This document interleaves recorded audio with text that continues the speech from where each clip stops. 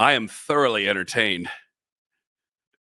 Let's welcome in, brought to you by Shedeur Jewelers, the dangerous one, Daryl Ruiter. Hello, Daryl. Hello, boys. All right, what say you, buddy? I've been waiting since Saturday night, and now I got you right where I want you. You gonna start kissing ass? You gonna start apologizing? What you gonna do, Daryl? You gonna double down? You can always double down if you want. Do that. There's a first for everything. That was the first time he looked like an NFL quarterback wearing a Browns uniform. Daryl's doubling down, everybody. Nice change of pace.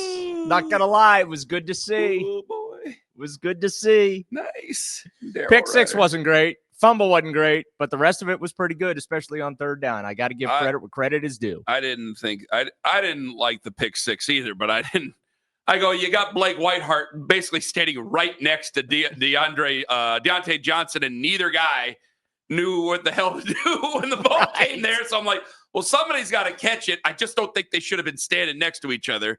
And so we got to have a discussion about spacing here today. Not you and me, but they do. So other than that, I thought he was pretty good. And I'm going, oh boy. And I'm telling you right now, man, I was at Streetsboro City Park on Saturday, and I had people coming up, hand to God, if I'm lying, I'm dying, and I ain't dead yet.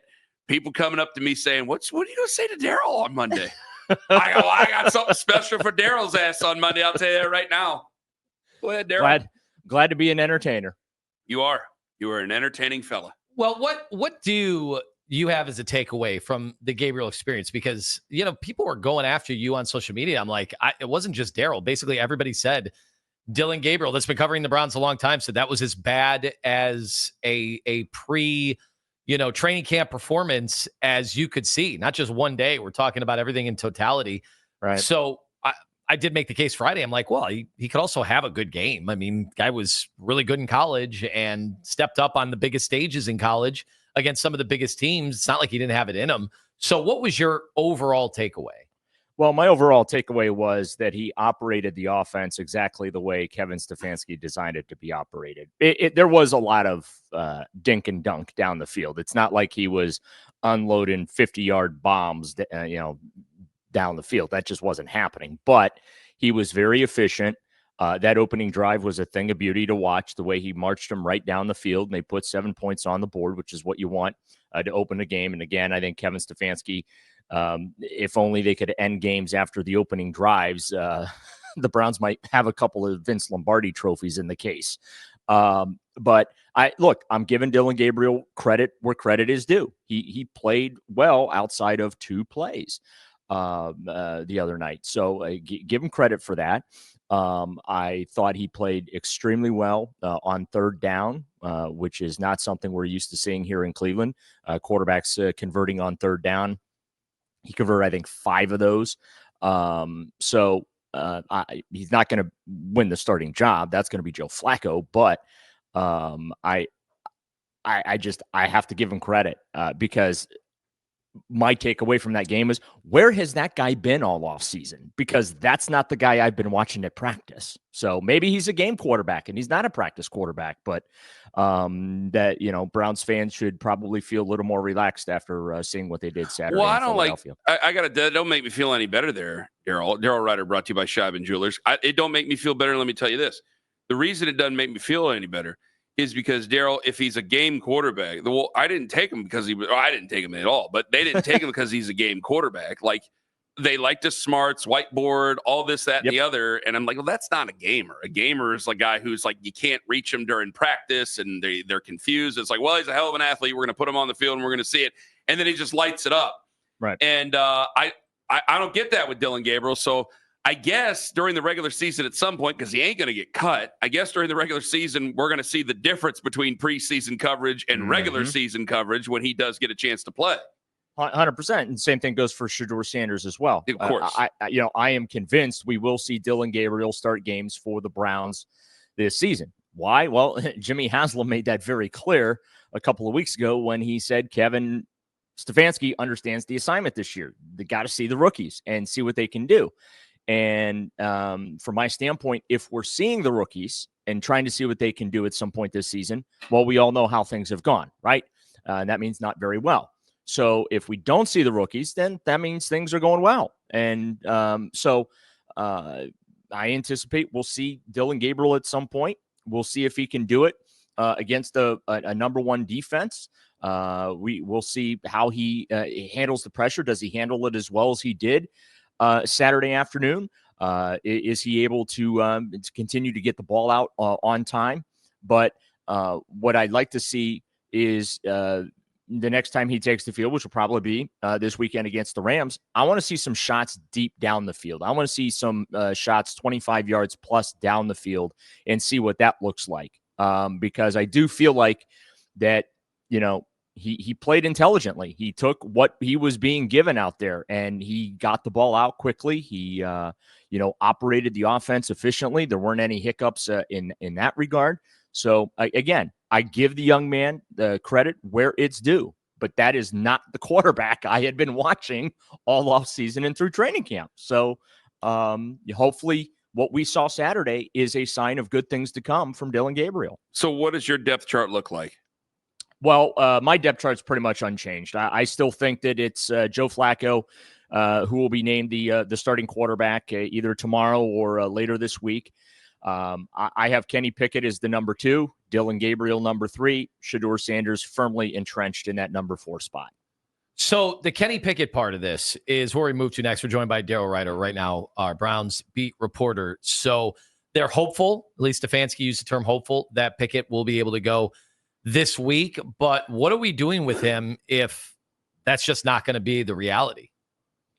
Well, look, I think that, they're going to need all 4 of these quarterbacks this year. I think that's the reality. There are folks that believe that Kenny Pickett all of a sudden now is expendable because of the way Shedeur Sanders and Dillon Gabriel played in their preseason debuts. And let's have some context here. They weren't going against starting defenses. All right. It's preseason football. We've had many Super Bowl champion preseason players. Okay. Come through here, including quarterbacks. So let's not get too carried away here. Let's give them credit. They both played well, but also there were some red flags for both guys. And, that's certainly understandable. They're, new to the NFL. But, I don't think that Kenny Pickett's expendable. I really don't. I mean, the Browns on average, and I'm not being a smart aleck here. This is real. On average, the Cleveland Browns need no less than 3 quarterbacks to get through a regular season. Okay. In recent years, I'll take the over. Yeah. I mean, in recent years, they've needed 4 and 5 to get through the schedule. So I don't feel like Kenny Pickett is expendable. I don't think that is a luxury that all of a sudden the Browns have just because we got to see, some positive results from a couple of mid to late round quarterback draft picks. I mean, I'm taking the over because we have 6 here in training camp, if you count Deshaun Watson. Well, I mentioned on my show yesterday, I'm not ruling out Deshaun either. I mean, the way things go for this franchise, not that I don't know necessarily if they want to put him on the field this year, but the way things go with this franchise, circumstances might dictate that they have to put him on the field at some point come December. So, I think you guys asked me on Friday about that, and I said, never say never. These are the Browns. Never say never when it comes to Deshaun Watson putting on that uniform again and playing football here in Cleveland.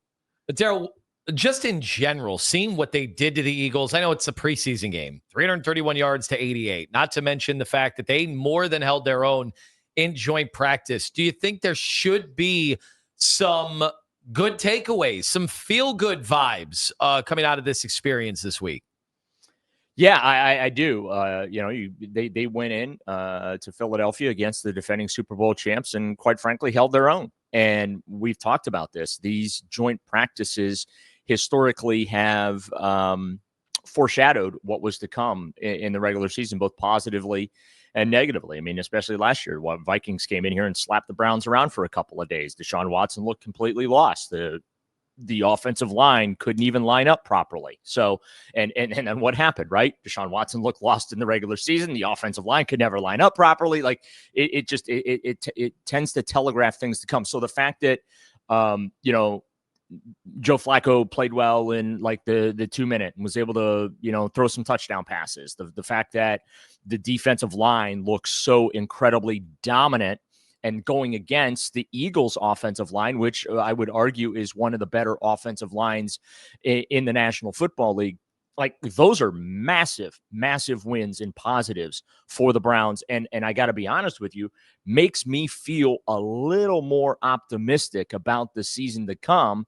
And maybe this team is going to be a little better than people like myself, the entertainers, are giving them credit for or projecting them to be. Daryl Ruiter, brought to you by Scheibin Jewelers. All right, Daryl, with some other. Well, so did you think the original comments by Dillon, just to make sure, you didn't think they were about Shedeur Sanders? Oh, absolutely not. I totally. Oh, amazing, Lima. Amazing. I absolutely thought that those comments were directed at people like me who have been critical of Dillon. And no, I did not. And so watched the game at the studio Saturday, sitting in the newsroom. I got shown the quote because the quote is what went out. I said, I need to see the video. I need to see the question that's asked, because anyone can parse a quote and make it be whatever you want it to be. And I really felt like that some national accounts really did Dillon Gabriel dirty. And I defended Dillon yesterday on my show. Ooh. I think they did him dirty to trying to make it sound like he was taking a shot at Shedeur Sanders when absolutely the context was not included and it was not a shot. And then he came out after the game and explained to the folks in the room, you guys are the entertainers. I'm the competitor. And I don't know about that. I mean, I don't know that we're all entertainers, and especially folks that cover the Browns day to day. Some of us do a little bit of both, like myself, but I did not. Once I saw the complete video with Adidi's question, I did not believe that was Shedeur Sanders catching a stray from Dillon at all. All right, Daryl, there is other news, and I've been teasing this all morning for you, so I have to ask you. Jordan Schultz says Browns are interested in Trey Hendrickson. Yeah. Is there any chance at all the Browns do trade for Trey Hendrickson? Dillon Gabriel will be holding up the Vince Lombardi trophy as the starting quarterback and Super Bowl MVP for the Cleveland Browns before Trey Hendrickson is a Cleveland Brown.